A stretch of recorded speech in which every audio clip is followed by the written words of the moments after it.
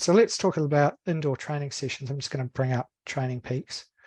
So what we generally do in our custom stuff, we'll look at what people are doing in their courses. Like, for example, I had one client that was riding Amy's last year. And the big thing about Amy's Gran Fondo to qualify for UCI Gran Fondo is that you need to be able to get up the climb and be with the top 10% of the riders. I think it's 10%, isn't it, to qualify. So we spent a lot of time working on 20-minute efforts because we guesstimated that it would take them about 20 minutes to get up that climb based on the profiling that we were doing for that particular course. And that's apart from obviously being able to deliver good power throughout the entire ride. The main thing that we were focusing on was being able to produce good power for 20 minutes to make sure that they were in a good position at the top of the first climb in that particular event, to be able to make sure that they're in the right bunch to be able to carry them to the line to improve their chances of getting a qualification. So those are sort of things that we do around the customization stuff. I've got one client that we're working on getting them prepped for criterium racing, and the biggest issue that they have is being able to go over threshold and recover from it quickly. She's currently on the crit racer, so we're working on tuning the crit racer specifically around her power zones and her recovery, and working on improving her ability to be able to go over threshold and recover quickly so that she can be a better criterium rider. So anyway, let's talk about some of the training sessions that we have.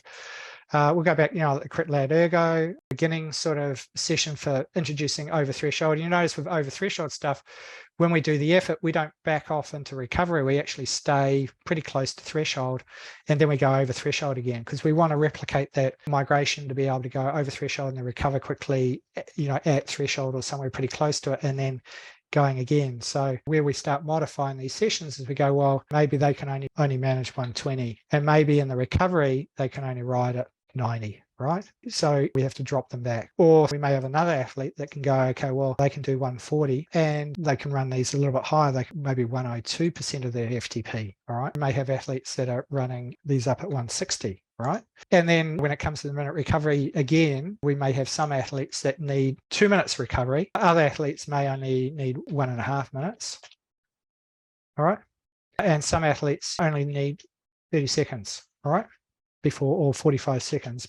This is where we start tuning these interval sessions based on what their actual physiological profile is, and then working on reducing their time in recovery, increasing the amount that they can go over threshold, and increasing the level at which they're recovering at. Does that make sense? These are sort of foundational sessions that we're doing. 002, the aerobic strength endurance, a 6x5 effort. 5 minutes is a great starting point for building your ability to be riding at the top end of E3 to focus on that type 2A muscle fiber that we want to develop good enduring power at threshold and a little bit of over threshold. So again, where we modify these sessions, we can go in and we go, okay, well, maybe we want to reduce the time effort to 1 minute, and we might be able to run the athlete a little bit higher. Maybe we can ride them, because these are only 5-minute efforts, maybe we can run them at 105, all right?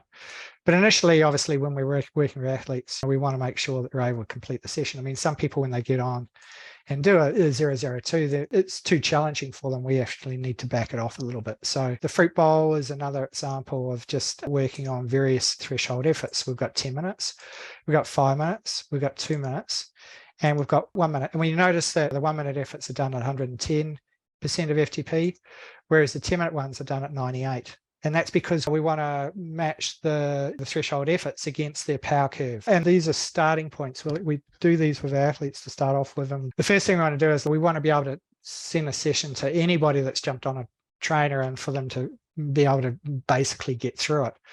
But you also want them to replicate what's actually happening in their power curve. So these are really sort of the starting points that a lot of our clients are going through. And then when we work on the custom stuff, we start tuning them specifically for those clients. So Sandown Ergo. Now, this is a really interesting session, and it's similar to our tempo ramps. Now, this is originally, this file was created to replicate racing a Kermesse race in Melbourne, and it's a great indoor training session to manage threshold and over threshold. We're actually riding at 80% of FTP, and then we take it up to 105% of FTP. And then we take it up to 1010 for 30 seconds, right? So they go below threshold, above threshold for 2 minutes, and then we go slightly over threshold and then we back it off to just below threshold again. And we do that repeatedly to replicate riding at those intensities for the duration of a particular race. Hill climber cadence steps is a classic 6x5. All right, but we do it at lower cadences. So instead of doing it at 90 to 100 RPM, and the reason why we do that is that we want to be able to develop good power across a broad range of cadences, because when you're climbing a hill, sometimes you don't have a choice at what sort of cadence you ride up that hill at because you've run out of gears.